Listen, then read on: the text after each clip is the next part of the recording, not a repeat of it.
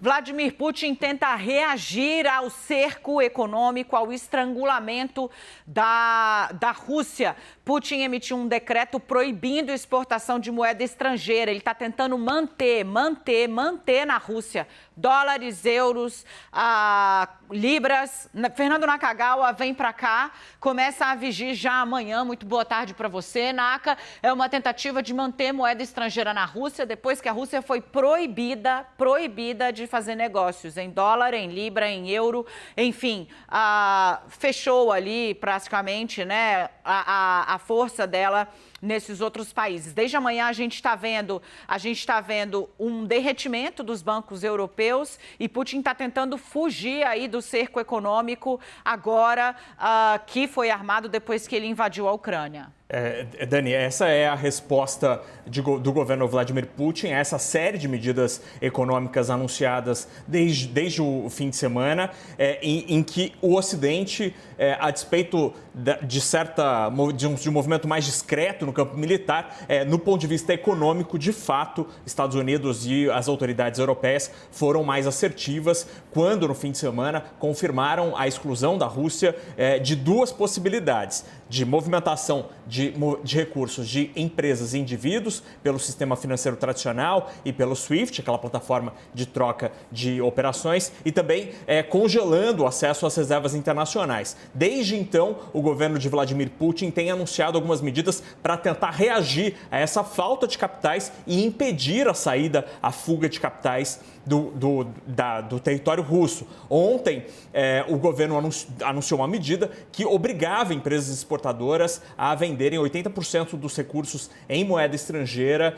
que estavam em conta naquele momento. E hoje vem essa nova medida anunciada há pouco pelo Kremlin, de que um decreto vai banir a exportação em moeda a partir que exceda $10 mil, e a medida vale a partir de amanhã. Essa regra, segundo o Kremlin, só vai ser aplicada a recursos financeiros, a dinheiro propriamente dito. Isso não impede que uma empresa russa exporte $50 mil, $1 milhão. A restrição diz respeito apenas à movimentação de recursos, de capitais. É uma medida dura que restringe absolutamente a movimentação. Para uma empresa, movimentar só $10 mil não quer dizer nada, é muito pouco para uma empresa. Para o indivíduo, sim, pode fazer diferença, mas para uma empresa, esta medida, a depender dos detalhes que o Kremlin ainda não divulgou, mas inviabilizaria completamente que uma filial, por exemplo, de uma empresa multinacional instalada na Rússia pudesse enviar lucros, por exemplo, ou pagamento de royalties à sua sede em outro país. Essa decisão do governo russo acontece no segundo dia de forte desvalorização do rublo na comparação com outras moedas. Ontem, o dólar subiu mais de 20% na comparação com o rublo e, neste momento, o dólar sobe no mercado internacional na comparação com o rublo 10,89%. Atualmente é preciso ter 112 rublos para comprar $1. Lá no comecinho do governo de Boris Yeltsin, eram 5 rublos para comprar o mesmo dólar. Isso mostra como a economia russa está derretendo após essa série de medidas e restrições anunciadas pelo Ocidente. Dani. A bolsa em Moscou não abriu de novo, Não abriu de novo, pelo segundo dia consecutivo. Segundo dia consecutivo, para evitar aquele derretimento assim brutal, aquela coisa que vai parar na chão mesmo. Mas não impediu, por exemplo, a queda absolutamente impressionante das ações do Sberbank, que é o maior banco privado russo. Ontem, os recibos que são negociados na Bolsa de Londres caíram 74%.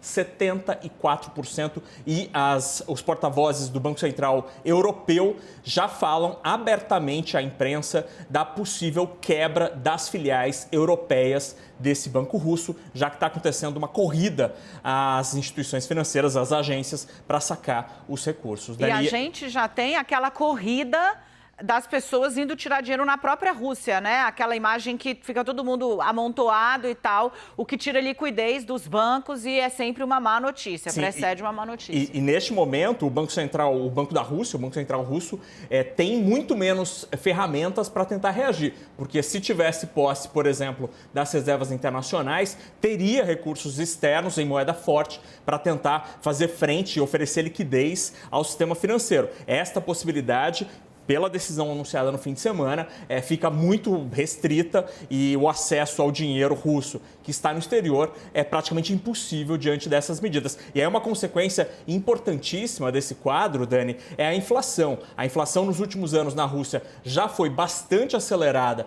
pelos mesmos problemas que o mundo todo sentiu com a pandemia e essa desvalorização, nesses termos que a gente viu ontem e hoje, devem gerar uma grande onda inflacionária no país e os economistas acreditam que só vai ser comparado ao que a gente viu lá na década de 90, na crise russa, quando também houve uma grande desvalorização do rublo, algo parecido e que acabou culminando na saída de Boris Yeltsin e, como muito bem lembrou o Lorival, a chegada de Vladimir Putin. Olha, se você chegou agora, é isso. Putin está fazendo o que pode para segurar dólar, libra, euro dentro do país, já que ele está proibido de fazer negócios com essas moedas. Putin tenta segurar, então, acima de 10 mil, você não pode emitir moeda estrangeira para fora do país, tem que ficar na Rússia, e isso significa que ele está tentando manter aí dólares, euros, libras, etc., porque ele está proibido de negociar em moedas estrangeiras. Então, tenta ali, de alguma forma, reverter esse garrote econômico que está tomando. Obrigada, Naka. Eu já volto com você, porque eu quero falar sobre a ação do Facebook hoje, avisando que da Meta, né, que é a nova PJ do Facebook, avisando que vai dar um downgrade em todas as publicações do governo russo, em todas as suas plataformas. A gente vai falar sobre isso com o Nakagawa daqui a pouco.